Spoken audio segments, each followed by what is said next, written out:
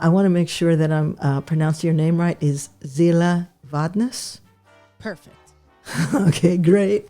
The first time I saw you, you were sitting in that corner, in that nook. I think you might have had a different chair. I'm not quite sure, on your Twitch show. And that's the first time I saw you. And here, and I'll give you a chance to talk. Don't worry. But here's Don't what. even worry about it. I'm intrigued. Well, what I thought was, wow, is everybody that great and cool? But the first thing I want to ask you, Zilla, is how are you doing today? I am what we like to say in New York. I'm not very religious, but I'm very superstitious. That I held on to. And about a week ago, about last Monday, I had a really interesting feeling. I had done a live show. I'd done a live show fundraiser for cancer. It was awesome. But there was just, when I was engaging in the community, I felt like things were slacking as far as safety. I have not gone out since. Did you buy some toilet paper? I do have always. I have the toilet paper, tiene habichuela. I even bought some jamon, like some meat that'll last a little bit longer. And I don't even eat that I have a can of Spam from March 2020. It's been interesting. I'm trying to be positive, of course. But not COVID positive. No, ningún COVID positive. I think the reason that it's a lot easier for me as a comic to say, okay, that's scary to me. But I have such an ease and I enjoy so much doing Twitch comedy that I wasn't bothered. So I can understand how someone who only does live shows could be maybe heartbroken or reticent to pivot back inside. You see a lot of tweets. You see a lot of people saying, I'm never doing a Zoom show. Okay, cool. Well, more for me. Let's talk about that. A lot of people throughout the first year of lockdown, we're just doing terrible Zoom shows. And I feel that, you should have a license to stream. You should have a license to stream comedy and theater because people see some of this shit and it's like the comedians are depressed, they're complaining, they're whining, they're commenting on how they're on Zoom. It's just do the work. This is a great way to showcase your writing because really that's how it starts. You're in a room, you're by yourself, you're creating the concepts, the premise, and then, why not? Why not just put on the webcam or, hopefully like we have, you probably got a mirrorless camera going, don't you? Yes, I do. Were you involved in this obsession with microphones and all this before lockdown? Okay, so I'll give you the short version of it. So I went to film school, and I went to film school right. I graduated in the year 2000, so 2001, and if you in any capacity worked in film in 2001, you would know that digital film was an eyesore. It was horrendous. I was the last person to edit, one of the last class in my film school to edit on a Steenbeck, which was film to film, with a blade, cutting film and taping film. And then the very next year they told us editing is all going digital. And so we were kind of stuck in this in-between space of where, I don't know if you recall, like Soderbergh made a digital film. A couple of filmmakers made a digital film. They're all hideous. There was a Soderbergh film that he made, and at the time it was a big deal because they were like, can you believe it? They're making this all digital. But they're very unsightly. There's very little poetry to them because the cameras at the time were catching up. Essentially, my phone right now has a better lens than the camera that I learned to shoot on. I was also easily the poorest student in my class. So it was the first time that I learned that sometimes, not always, but the lack of money and resources will deeply affect your art output. It will deeply affect how you interact with your own art, and it can crush your spirit if you're not ready to consider that there are people who are thinking an idea and they're making it. and they have the means, they have the camera. I didn't have my own camera. I got my first computer at home PC when I was 19. I was behind everyone. Now, fast forward to a couple years later, you're looking at 2007, 2008, 2009. YouTube's a thing. And YouTube, what I loved about YouTube, it reminded me of like almost like AM radio, where it was like, it doesn't matter how much money you have. You have a crazy idea, you want to put it on YouTube, people will watch it. Had this only been like 8 or 9 years earlier, my entire experience in college would have been much more different, because you would have seen more of the least represented. Like even TikTok, which is, high key, this incredible resource for people to express themselves, low key, downright evil, right? And totally corporate and capitalist right now. You see a lot of videos that you think are real, and then you realize, oh, Oreo paid for these people to say they love Oreos. Once again, just this like incredible forum. And so I want to say, oh my goodness. So in 2011, I might be getting my dates wrong. I did an online show I did a web series called Super Tight, and it was me and all my friends, and we had like little sketches about the gentrification of Bushwick. At the time, I grew up in Bushwick, and we were talking about how all the things were changing, and my friend had a fine arts degree, I had a film degree, we went to school together, and she would talk about her difficulties being Latina and doing fine art, and we would make these crazy little videos that made no sense. We would put them up, and it was really cool. A handful of people, absolute strangers, would message us and tell us, oh, we love this, keep going. And then I started teaching. And the craziest thing about teaching is the work-life balance is terrible, in that you are almost always 90% of the time teaching, because you're either preparing for your work week on the weekends, or at night you're answering phone calls from parents, or you're, grading papers. I had no time really. Was this situation happening then where you actually had to buy supplies because there were shortages with your own money? There was shortages. I would say, okay, so initially when I started teaching, the first thing, they would garnish my wages so I got my master's. So I got my bachelor's in MFA film. I got a master's degree in pedagogy, specialization of young adults with autism. And so they were garnishing my wages. I was also spending so much money because I had still artsy-fartsy. I had a vision for what I wanted things to look like, what I wanted to engage with the kids.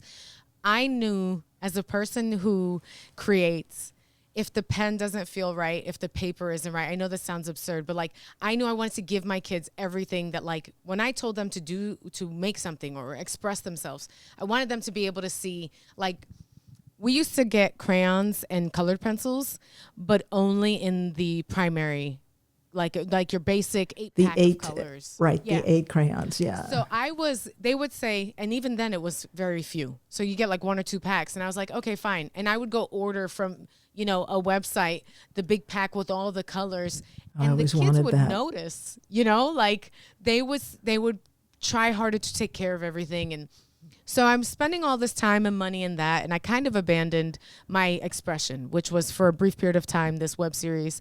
And then I started doing stand-up.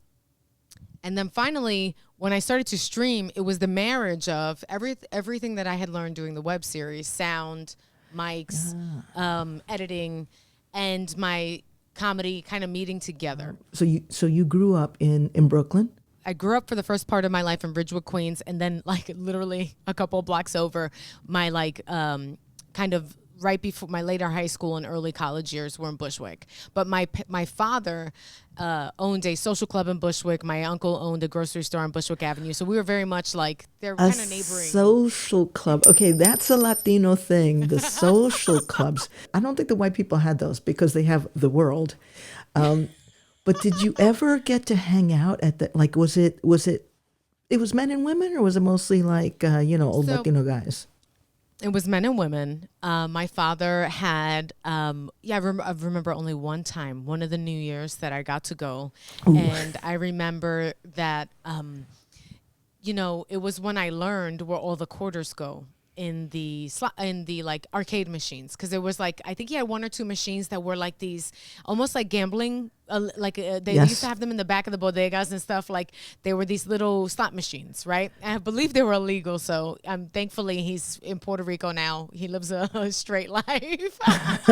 But I remember there was a button that was blinking, and I pressed it, and all at once it was for when at the end of the night the owner of the, him would cash out. So all these quarters are pouring out, and I'm having like this crisis because I had very strict parents, and I was like, well, there you go. You push the blinking button, and it's just like it's this cacophony of like quarters flying everywhere. Like my mother didn't like me knowing anything about the social club. That's why we didn't go. We only went once. Yeah, no, the social club was like, that was deep. That was profound. That was grown-ups. That was grown-up world. Yeah. That's what I mean. The way I learned Spanish, my father didn't want us to speak Spanish in the house because he received so much difficulty in New York for having my father still has a very thick accent. So he wanted us not to have an accent at all. And so erroneously, he thought, well, if we don't speak Spanish to them, they will just, but we learned Spanish because all the juicy stuff was in Spanish. Absolutely. I remember hearing that my uncle, one of my uncles, would do the numbers. What like to a child, like numbers, numbers like in school.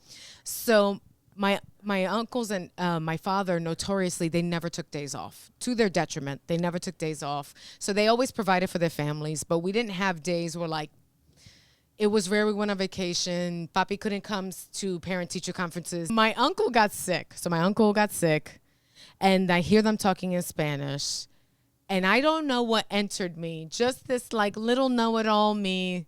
And I go up to my mother in front of my aunts and uncles, and I go, well, if Tio's sick and he's taking a day off, who's gonna do the numbers? And immediately my mother just popped me like right in the mouth. And I remember that was when I learned that there was this entire world that was sincerely and only for adults. And when I later learned as an adult that numbers meant racketeering, I was like, oh shit, yeah, I completely get why they don't want this like 5-year-old child asking, well, if Theo's not there, who else will break the law? It's just like... Let's jump ahead. So you had this amazing family, and you won a lot of quarters, and you went to college and got involved in tech. You taught what were they, high school? High school. That's great. High school, public school. Special ed, yeah. Special ed? Damn, great. Okay, now, then while you're teaching, you start going into comedy. Is that right? Yes. Start going to clubs. Which clubs did you like to go to? So at the time, there was this wonderful, like, grimy underground alt scene in Bushwick, in Brooklyn.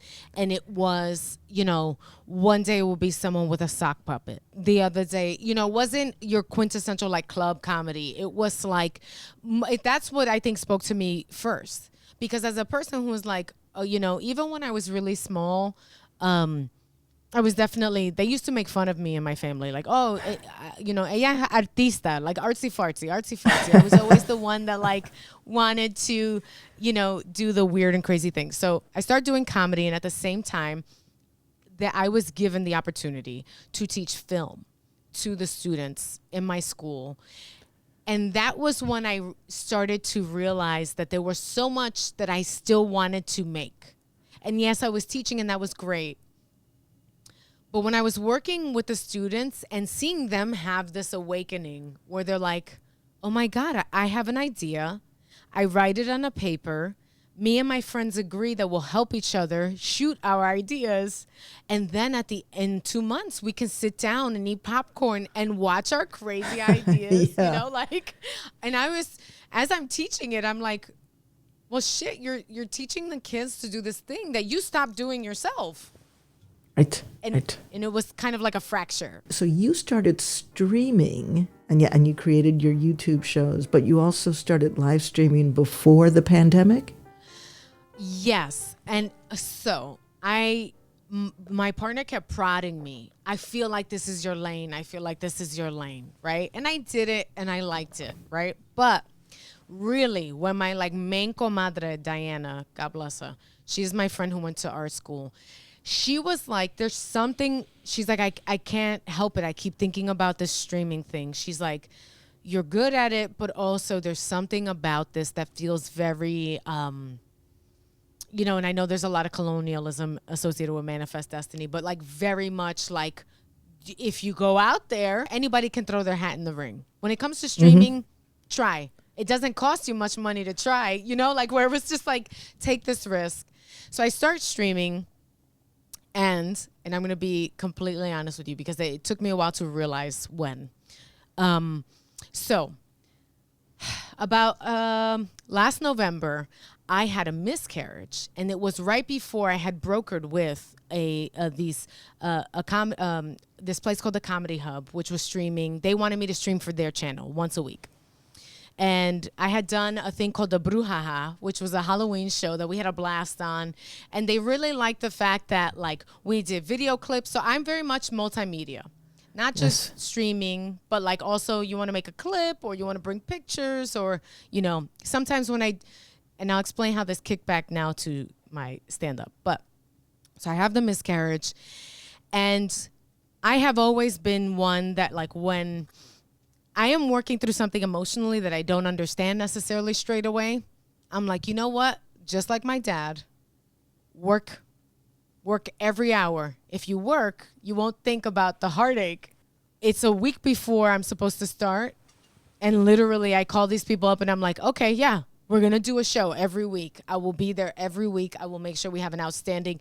And it helped me work through so much of my trauma because it was every Tuesday night at 9 p.m. You better be ready every Tuesday night, you know. What was your stream called, or is it the same Zilla name? Vision. Zilla Vision. Perfect.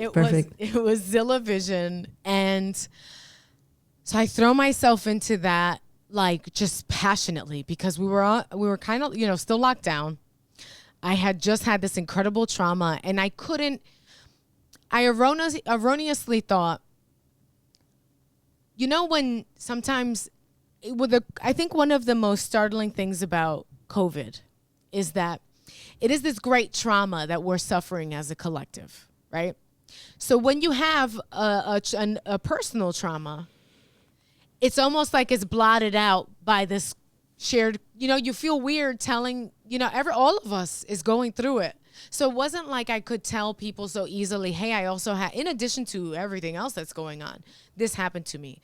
So what I started doing is just, every time you see those first couple of episodes of the show, I have this huge smile on my face, and I'm like, hey, everybody, welcome to Zilla Vision. Because it is me, this woman who is literally on the verge of just like crumbling, trying my best to muster and consider all these people are just as sad as me. They don't want to hear about my sadness. So let's talk about what the positives are. I did a full year of it every Tuesday night. I think I missed only one Tuesday night when I went to go see my mom in Florida. I drove down to go see her and I visited her. And what I realized is that I started to get messages from people on Twitch. Now, this is the best thing about streaming, and the best thing. So the internet is dreadfully evil and a tool that is misused. But when it's used right, streaming and the internet can be one of the greatest things like that humanity has conceptualized. I get messages little by little, they trickle in from complete strangers, telling me that they look forward to the show. I got a message that told me, and this one spoke to me as a former special educator.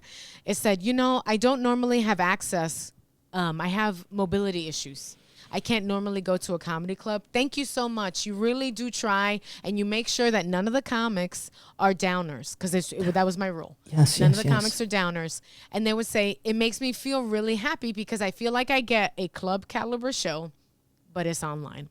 Financially, how does that, because I've never done Twitch, and I can't. I don't even know how to support people. There's those little tokens. How does that work? How do people find you? It is, to me, it's just a lot of zeros and ones. Full transparency, I have not been able to make a solid living on Twitch. It's you get so the way that Twitch works is once you become an affiliate, which is once you meet a certain number of standards. So you stream for a couple of hours, you get enough followers, they allow it that they can put a commercial before the start. Anytime someone clicks to watch your stream, it'll play a 30-second like Ford car commercial, and you get like I kid you not, like a couple of pennies. You know, it's like it's at least for me. But now you have people who have millions of followers, then that becomes, you know, an actual. But the reason that, it's funny you mentioned that about the financial part, is the reason that I had to end the Zilla Vision was because initially when we started streaming, people would Venmo us money, and then I would split the money evenly, and we would all get like tip $10 to $15. And I tried out of my personal money to keep that going, even when the audiences kind of diminished once things opened back up. Oh, still the teacher. Yes. So I was always making sure that people at the minimum got between like $8 to $10. Sometimes we had people who were like, who would headline, and someone would message me and say, this is for specifically this comic, or whoever it was that was astronomical and really like knocked their socks off. And I told the Comedy Hub, the company I was working with, is that the reason I had to stop is because I think people should be in some way, shape, or form, you should be paid for what you create. And I think this is where I think it gets very confusing, and even something like TikTok, for example. So I worked briefly with a company that was it was sex ed, which I really loved. We were doing sex ed TikToks, which I really, really loved. They were pro like reproductive rights. So regardless of gender, pro reproductive rights, because as we know now, while we more understand gender, to say something like only women can have abortions is a fallacy, So we were doing, this very open-ended, like we're teaching. I remember I made one about how Plan B works, and I'm not even lying, Marga, that is how I learned how Plan B works, because I didn't know, I just usually find it on the sidewalk. Yeah. And there's a plan B. I wonder how that worked. Yes, exactly. So we're doing these things, but it was using TikTok, and I was shooting, you're using your image, you're creating this thing, and they give you a stipend. And at first it was, I was working for me, and I felt like it was, but there is going to be, for every artist, how does the internet work for you? I feel like right now, a lot of putting your stuff on the internet, depending on what venue you use, whether it's Twitch or YouTube, and how you monetize it, Instagram, is very much like Andy Warhol's factory, in that Andy Warhol's factory wasn't Andy Warhol. A lot of times people will see a picture and be like, oh, look, it's an Andy Warhol. They don't understand that it was a team of people that were screen printing, that were doing A, B, C, and D, that he had factory girls, that he had, do you get what I mean? That it was a collective, but who really benefited from all of that at the end of the day? Andy Warhol. You get what I mean? Like, you have to be very careful and smart. And I wish there was, I guess if I did do something for the community, it would be to teach young people. I don't want non-white young people to be left out when it comes to how do you monetize your YouTube. A lot of times these kids, they'll come up with a dance, they'll put it online, and then it'll end up in a commercial, and they never see a penny. Oh, yeah. So it's like, this is the new, and so back to that Wild West comparison. So the online, it's fun and it's intriguing, but there's a kind of like a carefulness that you have to have. And right now, I'm not really generating a lot of money with my Twitch. I'm aiming to in the new year. That's one of my goals. Oh, so you've started your own independent Twitch? Is that what you're saying? And that is why I broke apart from which they were great, but they had the channel. So when we created the content, on our end, so all the comics, it would exist on their channel, and they a lot of times people aren't transparent to what that looks like on the other end. How many views? What does that quantify to? How do you put a price on a view? How does, so that's, I think what's interesting about streaming is that you really have to brand it, and you really have to try to it's funny now, the whole thing that people are talking about, and I'm very dusty about this, is the multiverse. I don't know if you've heard, like you hear about people are getting married online and having their in their receptions in a Zoom. So as we continue to exist, as much as people might say that they don't like doing Zoom comedy, this is not going to go away, and I don't think it should.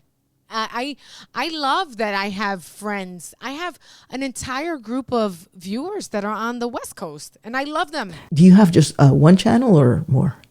So I have my YouTube, and my YouTube is a little different. I do this thing called ZTV, which is me commenting on videos, music videos that I really love, like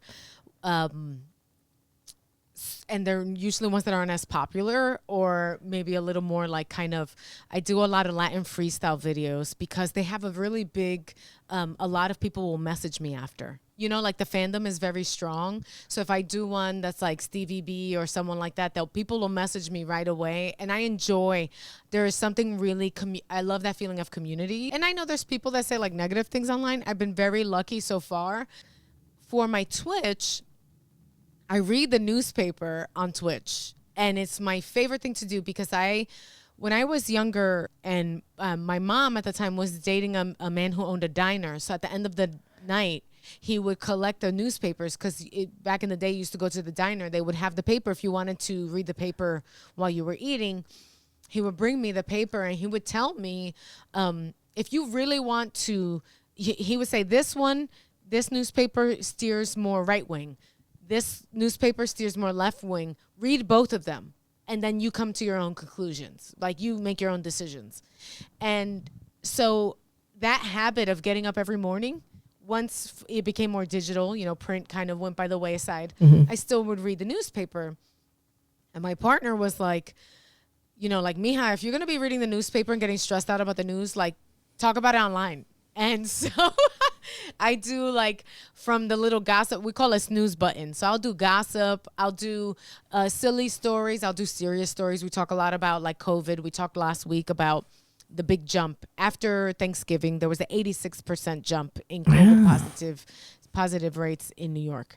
We'll talk about things like, there's a donut brand in New York, Entenmann's, and they changed the packaging. So what? We talked about, you mean they don't have the see-through? You can't look through it anymore? You can't see through anymore, no. Okay, but what's so crazy is the internet is so beautiful in that weird way, is that I jokingly tweeted, that's it. I'm heartbroken. There's no more window on this box. I got a tweet from the company explaining what happened. And it was like a really funny full circle, where then on my show the next day we did the scoop, which was we have this statement directly from Entenmann's. They tweeted at us, and they told us why they got rid of the windows. The windows will be coming back next year. Okay, but why? But why now? Why? Oh, I'll tell you. Is it Omicron? It was the hurricane that flooded their factory, and the what's that called? The see-through plastic material that they wrap baskets in. Cellophane. The cellophane was in that warehouse and got destroyed, but they didn't want to stop production, so they still have the baked goods. So someone at the last minute figured out that if they got rid of the cellophane, they could continue to put out all of the fresh baked goods. Amazing. And isn't that wild that they told me all that via the internet? And that's what's so dope about streaming. Zilla, Vodnas, thank you. I want to wish you safety out there in New York. And to the time, perhaps maybe we'll be on a stage together. That would be amazing. Or, maybe a stream. But maybe a stream, then a stage. You are a queen. And thank you for being on Latina Stream Queens. Stream on.